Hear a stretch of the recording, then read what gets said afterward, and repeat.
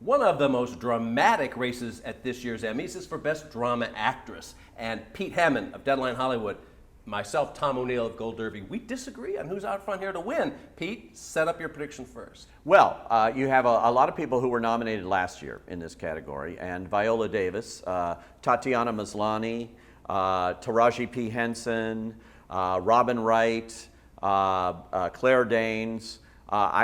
Is there anybody that's a first-time nominee here, Tom? I'm not so sure. There may be one. No, Kerry Russell is the first. Kerry Russell is, and Kerry Russell should have been nominated over several years. She's like Matthew Rhys, finally nominated for The Americans, so she's the untested one. Otherwise, this is a repeat of last year. This is cut and dry for me. A simple victory for Viola Davis. It's only going to be her second one, and it will only be the second time an African-American actress has won in this category. It will happen to be Viola Davis. She's got so much goodwill in the industry. It doesn't matter, and I know what you're going to say, that the series sort of fell off the cliff this year, that it's not as buzzworthy, that people aren't talking about it, but Viola Davis makes that show what it is, and if they're watching it at all, but I don't even know that it matters if they're watching it. I think they just like Viola Davis, and I think she edges out Taraji. There's no love for Empire. This is the second year in a row when she's essentially the only nomination there.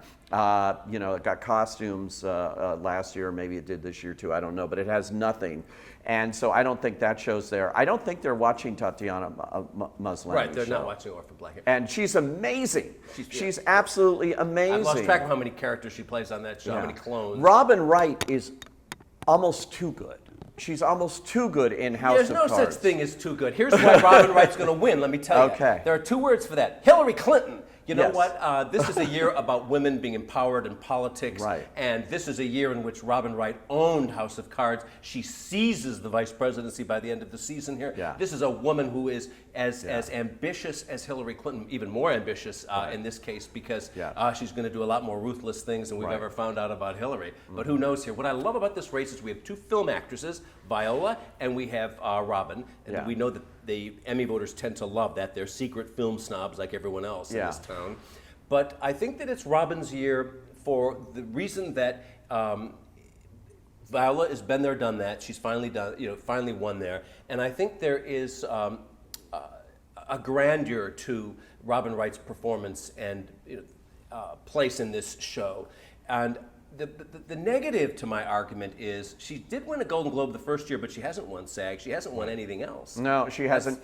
And it's the same question as Kevin Spacey. Are they willing to go in an election year, which seems to be your premise, that it's like Hillary Clinton and all of that? And I'm not so sure. And I think in the case of Viola Davis, they're voting just as much for the category as the person and the speech that they all remember that she gave last year, where she talked about Harriet Tubman and everything else, was so powerful. That's going to spill over, and when they see her name on the ballot, they're going to say, oh, I loved her speech last year. She must be worthy of this again.